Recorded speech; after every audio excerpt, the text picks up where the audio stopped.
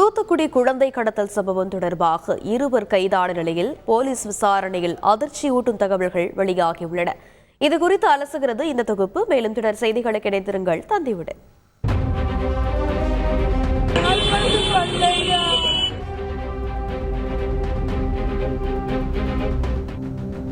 தூத்துக்குடி அந்தோணியார் கோயில் அருகே சாலையோரம் தூங்கிக் கொண்டிருந்த பெண் ஒருவரின் 4 மாத குழந்தையை சில நாட்கள் முன்பு மர்ம நபர்கள் கடத்திச் சென்றது பெரும் பரபரப்பை ஏற்படுத்தியது.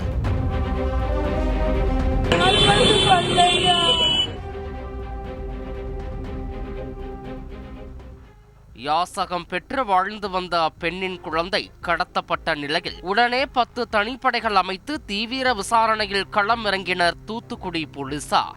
குழந்தை கடத்தலில் ஈடுபட்டது தூத்துக்குடி ஆலங்குளத்தைச் சேர்ந்த கருப்பசாமி மற்றும் ராஜன் என்பது தெரியவர இருவரின் புகைப்படங்களையும் வெளியிட்ட போலீசார் இருவர் குறித்தும் தகவல் தெரிவித்தால் உரிய சன்மானம் வழங்குவதாகவும் அறிவித்த நிலையில் தற்போது இருவரையும் கைது செய்திருக்கின்றனர். புகாரின் அடிப்படையில் தாங்கள் தேடிச் சென்றது ஒரு குழந்தைதான் எனவும், ஆனால் அங்கு மீட்கப்பட்டதோ 4 குழந்தைகள் என்றும் கூறி பகீர் கிளப்பிய போலீசார் சமீப காலமாக தமிழகத்தில் பரவி வரும் குழந்தை கடத்தல் தொடர்பான வதந்திகளுக்கும் இந்த சம்பவத்திற்கும் துளியளவு கூட தொடர்பில்லை என கூறி தெளிவான விளக்கமும் அளித்திருக்கின்றனர். நாங்க தேடி போனது ஒரு குழந்தை, ஆனா எங்களுக்கு கிடைச்சது 4 குழந்தை.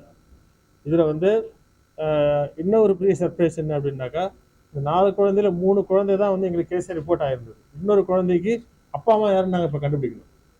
கைதாகி இருக்கும் தமிழகத்தைச் சேர்ந்த இருவரும் கடந்த 2022 முதல் ஆதரவற்றோர் மற்றும் நாடோடிகளை குறிவைத்து குழந்தை கடத்தலில் ஈடுபட்டு வந்ததாக அதிகாரிகள் கூறினர். நம்ம தமிழ்நாட்டை சேர்ந்த குற்றவாளி 22ஆம் வருஷத்திலிருந்து ஒவ்வொரு டைம் கிடைக்கும் போதெல்லாம் பாதுகாப்பு இல்லாமல் இருக்கக்கூடிய குழந்தைகளை, ரோட்டோரத்தில் படுத்திருக்க குழந்தைகள், இதில் கோவிலில் இருக்கக்கூடிய குழந்தைகள், இந்த மாதிரி தனியாக இருக்கக்கூடிய பாதுகாப்பு இல்லாமல் இருக்கக்கூடிய சின்ன குழந்தைகளை இரவு நேரத்தில் தூக்கிட்டு போயிருக்காங்க.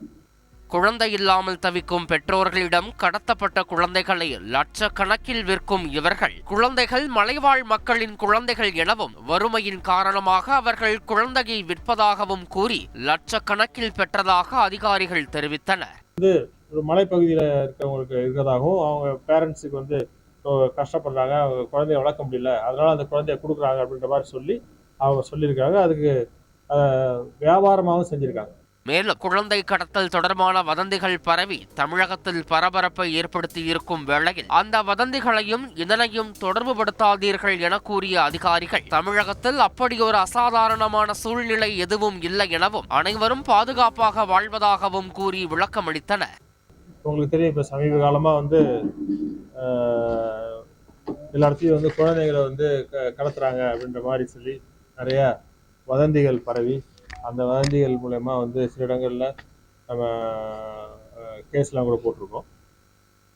ஆனால் இப்போ நாங்கள் பேச போகிற கேஸ் அது கூட சம்மந்தப்பட்டதில்லை. அதாவது உங்களுக்கு சந்தேகம் இருக்குது, குழந்தைகள் காணாமல் போகிறாங்க அப்படின்னாக்கா அதை ஒரு வதந்தியாக பரப்பாமல் போலீஸாருக்கு தகவல் சொல்லணும்.